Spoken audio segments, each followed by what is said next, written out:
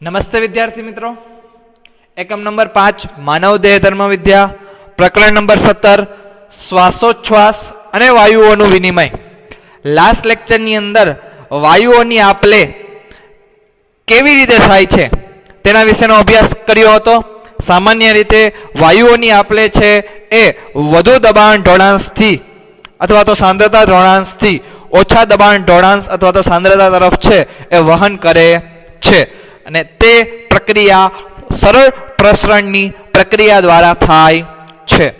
આજે આપણે ઓક્સિજન્સનું વહન છે એ કેવી રીતે રુધિરથી પેશીઓ સુધી થાય છે તેના વિશેની વાત કરીશું।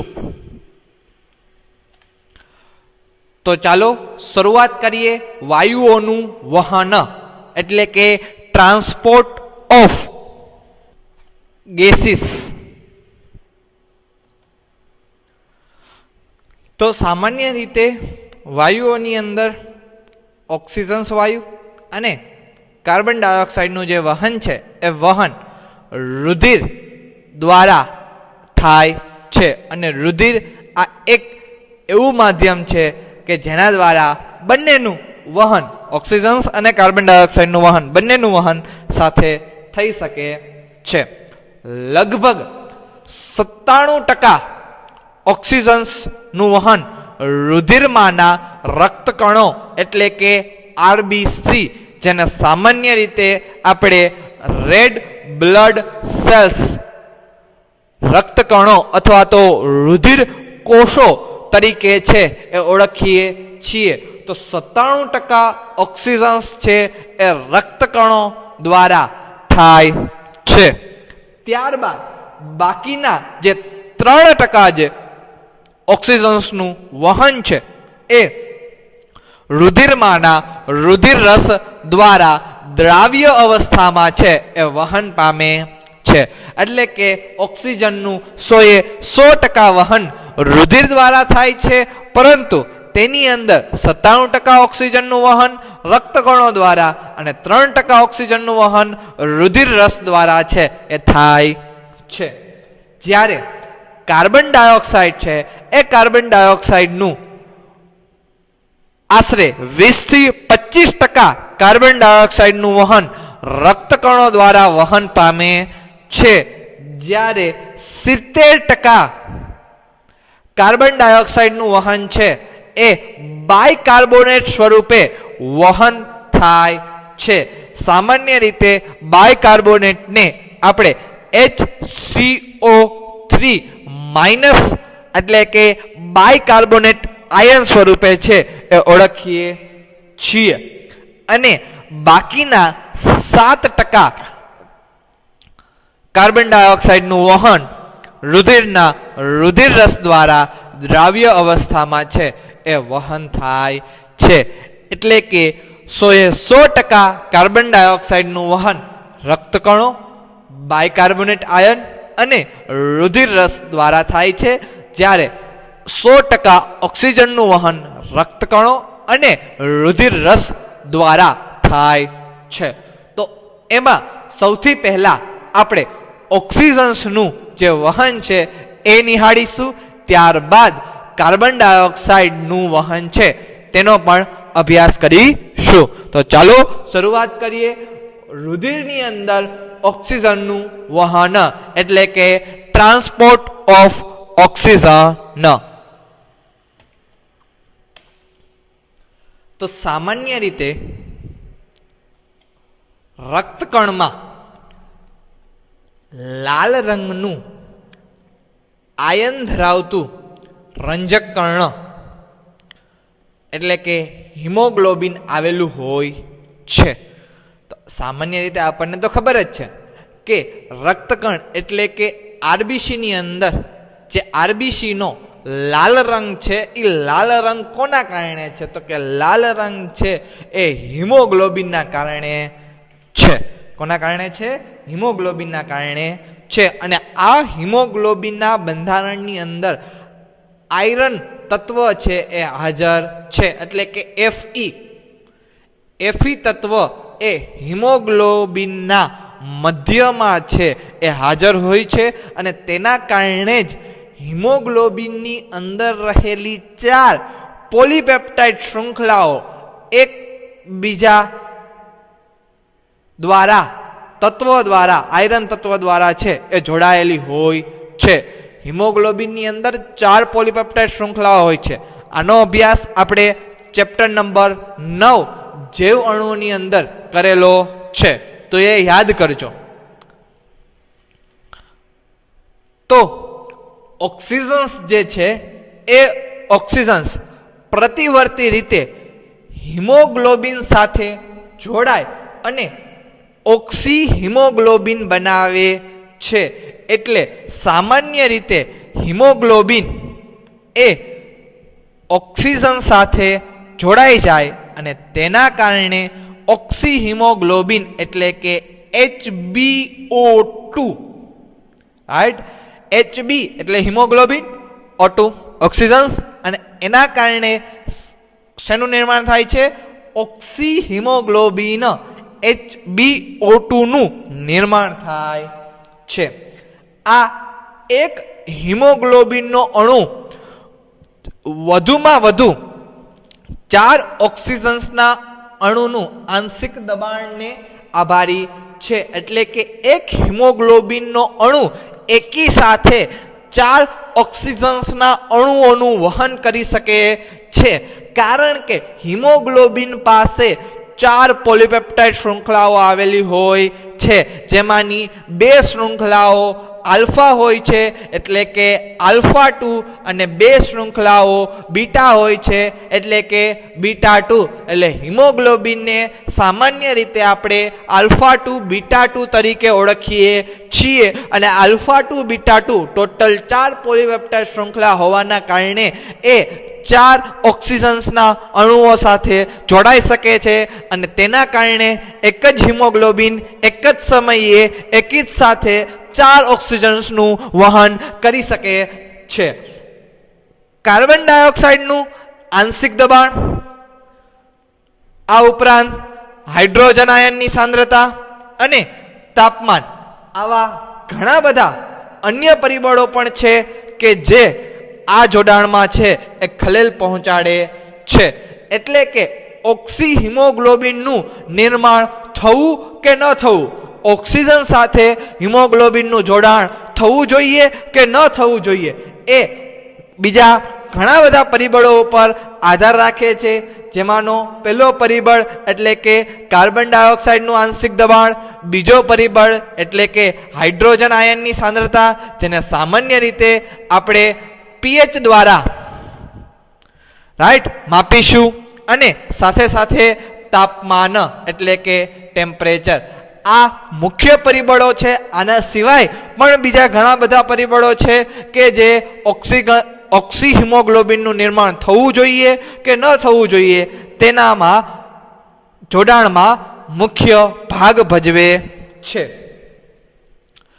જો હિમોગ્લોબિનની ઓક્સિજન સાથેની સંતૃપ્ત ટકાવારીની PO2 ની સામે એટલે કે ઓક્સિજન્સના આંશિક દબાણ વિરુદ્ધ જો ગ્રાફ છે એ આલેખિત કરવામાં આવે તો આપણને સામાન્ય રીતે સિગ્મોઇડ વક્ર છે એ મળે છે.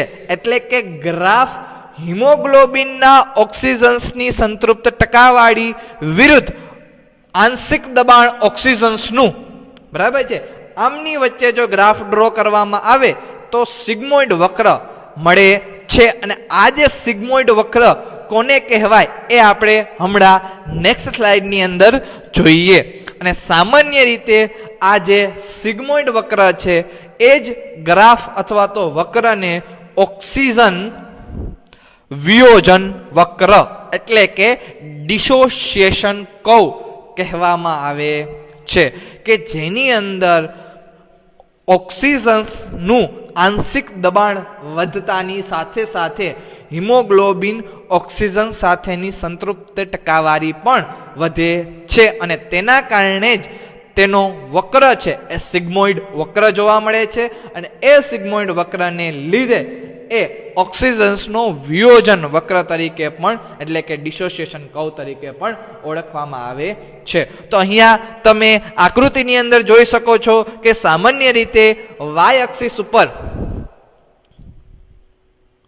હિમોગ્લોબિનની ઓક્સિજન સાથેની સંતૃપ્ત ટકાવારી લીધેલી છે, જ્યારે એક્સ એક્સિસ ઉપર ઓક્સિજન્સનું આંશિક દબાણ અને એ પણ mmHg ની અંદર છે એ લીધેલું છે. અને આ જે છે એ વક્ર આપણને સિગ્મોઇડ મળવાના કારણે તેને આપણે સિગ્મોઇડ વક્ર કહીએ છીએ. રાઈટ? કેવો વક્ર કહીએ છીએ? સિગ્મોઇડ વક્ર. અને સામાન્ય રીતે તેને જ આપણે ઓક્સિજન વિયોજન વક્ર કહીએ છીએ. અહીંયા તમે જોઈ શકો છો કે જેવી રીતે ઓક્સિજન્સનું આંશિક દબાણ વધે છે, દાખલા તરીકે 0A થી ઓક્સિજન્સનું આંશિક દબાણ જો 20 થાય તો તેના લીધે સંતૃપ્ત ટકાવારી છે એ સંતૃપ્ત ટકાવારીમાં પણ વધારો થાય છે. ત્યારબાદ જો 40 થાય તો ઓક્સિજન્સનું આંશિક દબાણ જો 40 થાય તો તેના કારણે પણ જો ઓક્સિજન્સનું આંશિક દબાણ 20 માંથી 30 થાય તો એના કારણે જે સંતૃપ્ત ટકાવારી છે એ 40 થશે. જો ઓક્સિજન્સનું આંશિક દબાણ 40 થશે તો તેની સંતૃપ્ત ટકાવારી છે એ સંતૃપ્ત ટકાવારી 60 થાય છે. એટલે કે જેમ જેમ ઓક્સિજન્સનું આંશિક દબાણ વધતું જાય છે તેમ તેમ સંતૃપ્ત ટકાવારી પણ વધતી જાય છે. એક સમય એવો આવશે કે જ્યારે હિમોગ્લોબિનની ઓક્સિજન સાથેની સંતૃપ્ત ટકાવારી 100 થઈ જશે, ત્યારે ત્યારબાદ ઓક્સિજન્સનું આંશિક દબાણ વધવા છતાં પણ હિમોગ્લોબિન છે એ સંતૃપ્ત રહે છે. લાસ્ટ સ્લાઇડની અંદર આપણે જોયું કે હિમોગ્લોબિનનું ઓક્સિજન સાથેનું જોડાણ, જેને સામાન્ય રીતે આપણે ઓક્સિહિમોગ્લોબિન એટલે કે HHbO2 તરીકે ઓળખીએ છીએ અથવા તો HbO2 તરીકે પણ ઓળખી શકાય છે, કે જે બીજા ઘણા બધા પરિબળો પર આધાર રાખે છે, જેવા કે કાર્બન ડાયોક્સાઇડનું આંશિક દબાણ, હાઇડ્રોજન આયનની સાંદ્રતા એટલે કે pH અને તાપમાન. તો આ બધા પરિબળોની અસરનો અભ્યાસમાં ખૂબ જ ઉપયોગી છે, કે જેના કારણે ઓક્સિહિમોગ્લોબિનનું નિર્માણ થાય છે. તો ઓક્સિહિમોગ્લોબિનનું નિર્માણ કરવા માટે વાયુ કોષ્ઠ પાસે, સામાન્ય રીતે વાયુ કોષ્ઠમાં જ ઓક્સિજનની સાંદ્રતા વધુ હોય છે, અને ત્યારે રુધિરવાહિનીઓની અંદર રુધિરમાં ઓક્સિજન છે એ દાખલ થાય છે. તો ત્યારે HHbO2 એટલે કે ઓક્સિહિમોગ્લોબિનનું નિર્માણ થાય છે. તો ત્યારે કન્ડિશન કયા પ્રકારની હોવી જોઈએ જેના કારણે ઓક્સિજન્સનું નિર્માણ છે એટલે કે ઓક્સિહિમોગ્લોબિનનું નિર્માણ છે એ થઈ શકે છે? તો એમાં કન્ડિશન નંબર 1 કે વાયુ કોષ્ઠમાં ઓક્સિહિમોગ્લોબિનનું નિર્માણ કરવા માટે ઓક્સિજન્સનું આંશિક દબાણ વધુ હોવું જોઈએ, એટલે કે ઊંચું હોવું જોઈએ. જો ઓક્સિજન્સનું આંશિક દબાણ ઊંચું હોય તો કાર્બન ડાયોક્સાઇડનું આંશિક દબાણ છે એ નીચું હોવું જોઈએ, એટલે કે ઊંચું PO2 અને નીચું PCO2. રાઈટ? તેની સાથે સાથે H+ ની સાંદ્રતા એટલે કે pH, રાઈટ, H+ ની સાંદ્રતા ઓછી હોવી જોઈએ. એનો મતલબ જે H+ ની સાંદ્રતા આપણે pH માં માપીએ તો pH છે એ pH વધુ હોવી જોઈએ, અને તાપમાન છે એ તાપમાન નીચું હોવું જોઈએ. જો આવા પરિબળો બધા એકી સાથે હોય તો જ તે ઓક્સિહિમોગ્લોબિનની બનાવવા માટે સાનુકૂલિત છે, અને તો જ ઓક્સિહિમોગ્લોબિનનું નિર્માણ થાય. અને જો ઓક્સિહિમોગ્લોબિનનું નિર્માણ થાય તો જે ઓક્સિજન્સનું આંશિક દબાણ વર્સિસ જે હિમોગ્લોબિનની ઓક્સિજન સાથેની સંતૃપ્તની જે ટકાવારી છે, રાઈટ, તો તેમાં તમે ગ્રાફમાં જોઈ શકો છો કે ગ્રાફ ડાબી બાજુએ સ્થાનાંતરિત છે એ થાય છે, જેને સામાન્ય રીતે લેફ્ટ શિફ્ટ તરીકે ઓળખવામાં આવે છે. લેફ્ટ શિફ્ટ એટલે કે ડાબી બાજુ સ્થાનાંતરણ. આ સ્થાનાંતરણ સામાન્ય રીતે વધુ HbO2 એટલે કે ઓક્સી હિમોગ્લોબિનના નિર્માણ કરવા માટે ગ્રાફને ડાબી બાજુએ સ્થાનાંતરિત કરવામાં આવે છે. રેડ રંગનો ગ્રાફ છે એ મૂળ ગ્રાફ છે. જ્યારે HbO2 નું નિર્માણ કરવું હોય તો ગ્રાફ છે એ ડાબી બાજુ સ્થાનાંતરિત થાય, જેના કારણે તેને આપણે લેફ્ટ શિફ્ટ તરીકે ઓળખીએ છીએ. તો લેફ્ટ શિફ્ટ એટલે કે વધુ HbO2 નું નિર્માણ કરવા માટે બીજા ઘણા બધા પરિબળો છે એ પણ જવાબદાર છે, જેવા કે ઊંચું PO2 એટલે કે ઓક્સિજનનું આંશિક દબાણ વધુ હોવું જોઈએ, નીચું PCO2 એટલે કે કાર્બન ડાયોક્સાઇડનું આંશિક દબાણ નીચું હોવું જોઈએ, સાથે સાથે વધુ pH એટલે કે H+ ની સાંદ્રતા જે છે એ H+ ની સાંદ્રતા ઓછી હોવી જોઈએ. H+ ની સાંદ્રતા ઓછી, રાઈટ. જો H+ ની સાંદ્રતા ઓછી હોય તો જ pH છે એ વધુ થશે, અને સાથે સાથે નીચું તાપમાન.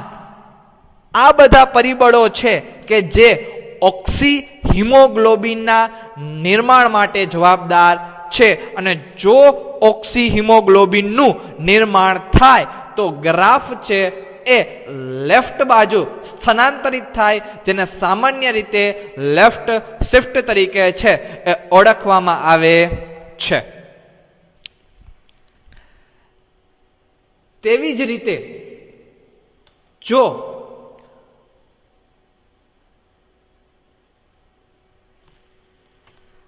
આગળની સાઈડમાં જે આપણે કન્ડિશન જોઈ હતી તે ઓક્સી હિમોગ્લોબિનના નિર્માણ માટે વાયુ કોષ્ટક સ્તર માટેની કન્ડિશન હતી. તેવી જ રીતે જો પેશીઓની અંદર ઓક્સી હિમોગ્લોબિનમાંથી ઓક્સિજનના વિયોજન કરવું હોય, એટલે કે HbO2 માંથી ઓક્સિજન છૂટું પાડવાનું હોય, વિયોજન કરવાનું હોય, તો એના માટેની પણ અમુક પરિબળો છે એ આધાર રાખે છે, જેવા કે નીચું PO2, ઊંચું PCO2, ઊંચી H+ ની સાંદ્રતા, ઊંચા તાપમાન.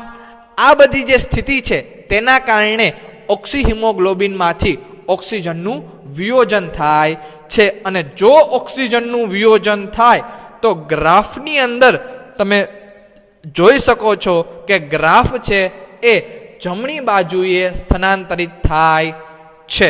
તો રેડ છે એ મૂળ ગ્રાફ છે, જેની જમણી બાજુએ સ્થાનાંતરણ થતું હોવાથી તેને સામાન્ય રીતે આપણે રાઈટ શિફ્ટ તરીકે ઓળખવામાં આવે છે, એટલે કે જમણું સ્થાનાંતરણ રાઈટ શિફ્ટ તરીકે ઓળખશું. અને આ રાઈટ શિફ્ટ માટે પણ ઘણા બધા પરિબળો છે એ જવાબદાર છે, જેવા કે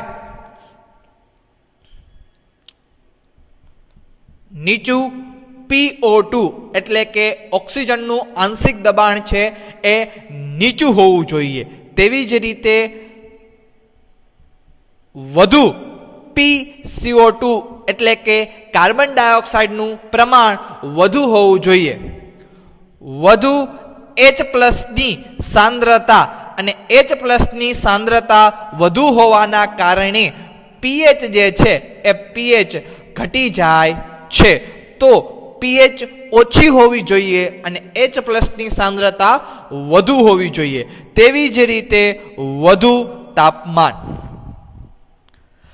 આ બધા પરિબળ હોવાના કારણે HbO2 માંથી જે ઓક્સિજન હિમોગ્લોબિન સાથે જોડાયેલો હોય છે એ ઓક્સિજન્સ અલગ થઈ જાય છે અને એ ઓક્સિજન્સ સામાન્ય રીતે પેશીઓની અંદર દાખલ થાય છે, કારણ કે ઓક્સિજન્સનો ઉપયોગ પેશીઓએ કરવાનો હોય છે. રાઈટ. તો ગ્રાફની અંદર યાદ રાખજો કે રાઈટ શિફ્ટ અને લેફ્ટ શિફ્ટ છે એ ક્યારે થાય છે અને એના માટેના કયા કયા પરિબળો છે એ જવાબદાર છે. સામાન્ય રીતે ગ્રાફ રાઈટ સાઈડ સ્થાનાંતરિત થાય એટલે કે રાઈટ શિફ્ટ છે એ પેશીઓ સ્તરે થાય છે અને લેફ્ટ શિફ્ટ છે એ વાયુકોષ્ઠ સ્તરે થાય છે અને બંનેની અંદર ઘણા બધા પરિબળો છે એ ભાગ ભજવે છે. તો આ સ્પષ્ટ રીતે દર્શાવે છે કે ઓક્સિજન્સ નું હિમોગ્લોબિન સાથેનું ફેફસાની સપાટીએ જોડાય છે એટલે કે વાયુકોષ્ઠ સ્તરે હિમોગ્લોબિન અને ઓક્સિજન એકબીજા સાથે જોડાય ઓક્સિહિમોગ્લોબિનનું નિર્માણ કરે છે અને પેશીઓના સ્તરે એટલે કે ઓક્સિહિમોગ્લોબિનનું પેશીઓના સ્તરે વિયોજન પામે છે, જેના કારણે ફરીથી હિમોગ્લોબિન અને O2 એકબીજાથી વિરુદ્ધ થાય છે. તો આ જે પ્રક્રિયા છે HbO2 નું Hb અને O2 માં રૂપાંતર થવાની પ્રક્રિયા એ પેશી સ્તરે થાય છે, જ્યારે આની જ વિરુદ્ધ પ્રક્રિયા એટલે કે Hb અને O2 જોડાઈને HbO2 નું નિર્માણ કરવું, ઓક્સિહિમોગ્લોબિનનું નિર્માણ કરવું, આ જે પ્રક્રિયા છે એ વાયુકોષના સ્તરે અથવા તો ફેફસાના સ્તરે થઈ શકે છે એમ આપણે કહી શકીએ છીએ. તો સામાન્ય રીતે દેહધાર્મિક પરિસ્થિતિઓમાં દર 100 ml ઓક્સિજન યુક્ત રુધિરમાં આશરે 5 ml ઓક્સિજન્સ પેશીઓને પહોંચાડે છે. એટલે કે જો 100 ml ઓક્સિજન્સ યુક્ત રુધિર લેવામાં આવે તો તેમની અંદર 5 ml ઓક્સિજન્સ હોય છે કે જે પેશીઓને મળે છે અને સામાન્ય રીતે આ ઓક્સિજન્સનું વહન રુધિર વાયુકોષ્ઠથી પેશીઓ સુધી કરે છે. તો ઓક્સિજન્સનું જે વહન છે તેની જ સમજૂતી છે તે આપણે વિડિયો દ્વારા સમજીએ.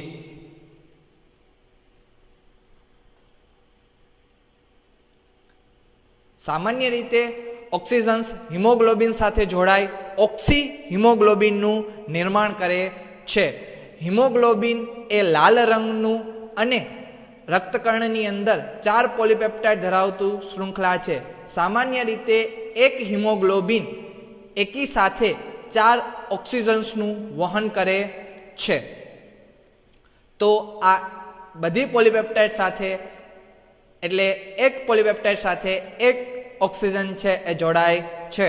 ટોટલ 4 પોલીપેપ્ટાઇડ હોવાના કારણે 4 ઓક્સિજન્સના અણુઓ કોર્નર ઉપર છે એ જોડાય છે, જે તમે અહીંયા જોઈ શકો છો. ઓક્સિહિમોગ્લોબિનનું નિર્માણ થવા માટે ઘણા બધા ઘટકો જવાબદાર છે, જેવા કે ઓક્સિજન્સનું આંશિક દબાણ એ વધુ હોવું જોઈએ, કાર્બન ડાયોક્સાઇડનું આંશિક દબાણ ઓછું, H+ ની સાંદ્રતા ઓછી અને તાપમાન પણ ઓછું હોવું જોઈએ. જો આપણે ઓક્સિજન્સનું આંશિક દબાણ અને ઓક્સિજન્સની હિમોગ્લોબિન સાથેની સંતૃપ્ત ટકાવારી વચ્ચેનો જો ગ્રાફ દોરીએ તો જેમ જેમ આંશિક દબાણ વધતું જાય છે તેમ તેમ સંતૃપ્તતાની ટકાવારી વધતી જાય છે. અને સામાન્ય રીતે આ જે ગ્રાફ છે એ આપણે સિગ્મોઇડ વક્ર મળે છે, જેને સામાન્ય રીતે આપણે ઓક્સિજન ડિસોસિએશન કર્વ એટલે કે ઓક્સિજન્સ વિયોજન વક્ર કહીએ છીએ. અહીંયા તમે જોઈ શકો છો કે વાયુકોષ્ઠના સ્તરે આ વાયુકોષ્ઠો છે કે અને આ રુધિરવાહિની છે. તો વાયુકોષ્ઠના સ્તરે ઓક્સિજન જે છે એ રુધિરવાહિનીની અંદર દાખલ થાય છે, જ્યારે કાર્બન ડાયોક્સાઇડ છે એ વાયુકોષની અંદર દાખલ થાય છે. તો આપણે તો ઓક્સિજન્સને ધ્યાનમાં લઈને વાત કરવાની છે. તો ઓક્સિજન્સનું સ્થાનાંતરણ એ કાર્બન ડાયોક્સાઇડ અને H+ની સાંદ્રતા જેવા પરિબળો ઉપર આધાર રાખે છે. વાયુકોષ્ઠ સ્તરે ઓક્સિજન્સનું જે વહન છે એટલે કે ઓક્સી હિમોગ્લોબિનનું નિર્માણ છે એ 4 પરિબળો ઉપર આધાર રાખે છે, જેમાં ઓક્સિજન્સનું આંશિક દબાણ વધુ હોવું જોઈએ, કાર્બન ડાયોક્સાઇડનું આંશિક દબાણ ઓછું હોવું જોઈએ, H+ની સાંદ્રતા છે એ પણ ઓછી હોવી જોઈએ અને તાપમાન પણ નીચું હોવું જોઈએ, તો જ ઓક્સી હિમોગ્લોબિનનું નિર્માણ થાય. તેવી જ રીતે પેશીય સ્તરે ઓક્સી હિમોગ્લોબિનનું વિયોજન કરવા માટે ઓક્સિજન્સનું દબાણ ઓછું, કાર્બન ડાયોક્સાઇડનું દબાણ વધુ, H+ની સાંદ્રતા વધુ અને તાપમાન પણ વધુ હોવું જોઈએ, તો જ ઓક્સી હિમોગ્લોબિનનું નિર્માણ થાય. એટલે કે ઓક્સી હિમોગ્લોબિન છે એ ફેફસા સ્તરે જોડાય છે, વાયુકોષ્ઠ સ્તરે જોડાય છે અને પેશી સ્તરે એ ઓક્સી હિમોગ્લોબિનનું વિયોજન થાય છે.